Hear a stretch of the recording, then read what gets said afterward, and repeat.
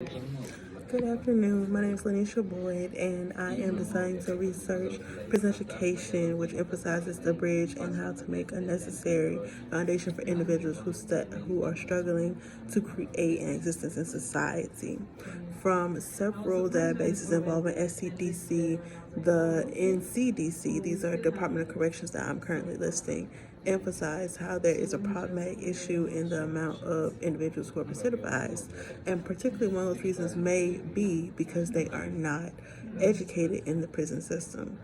Because they lack this education in the prison system, there is a dire critique for these individuals. These individuals are ostracized, humiliated, and they are targeted because they're charged to find who they are as people. It necessarily eliminates them from society as being normal. It's no longer a normalization of who they are because their charge is what is the defining block to them actually progressing and being educated. From several literature and articles that emphasize the problems with the incarceration system in the United States, it is found that over 75% of minorities and in their communities, they are in prison for nonviolent offenses. And when they're placing these nonviolent offenses, they are already targeted and given charges that make it hard for them to progress back to society and bridge the gap from prison to society. And because there isn't a bridge between these two, the individual is forced to either go back to their same issue that caused them to go back to prison, or B, continually struggle in second-class status that Michelle Alexander emphasizes in the New Jim Crow, where as the person is no longer considered a human, but a charge or a state number, which defines who they are as people. But this topic is interesting because it shows how one mistake can determine how you are perceived in society, how this mistake is impermissible. It does not allow you to actually get past it. It is how much other people see as a block or a bump. These individuals have completely hit a brick wall, and this brick wall has determined who they are, how they function, how do they make money to survive, or how do they communicate with their families. These instances have created a social cultural issue that is now changing the dynamics associated with people who were or are incarcerated.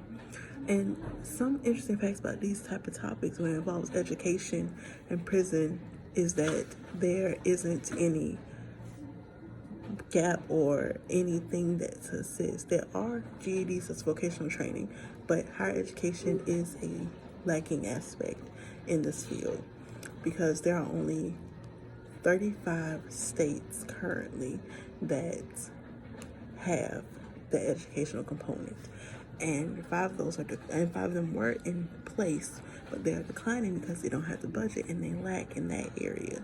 And the budget is a component that people need to actually teach and implement instruction to individuals who are currently incarcerated, which can actually benefit them in getting a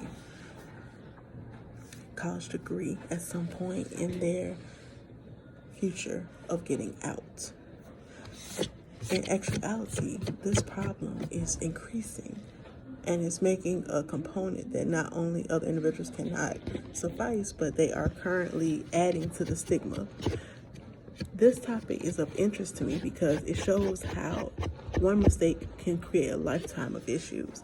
Not only does this define a person, but it changes the dynamic associated with anyone who is a part of the family or who may be having a family member that is currently incarcerated, but they don't have any way out once they are out of that prison system. It's almost like a bear trap. And this bear trap is becoming a huge dynamic within society.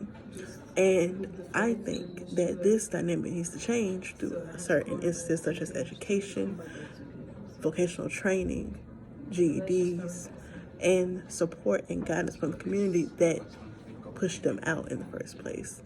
These aspects are important because it changes the orange jumpsuit to a suit or to a person acknowledging their status as an individual. Thank you.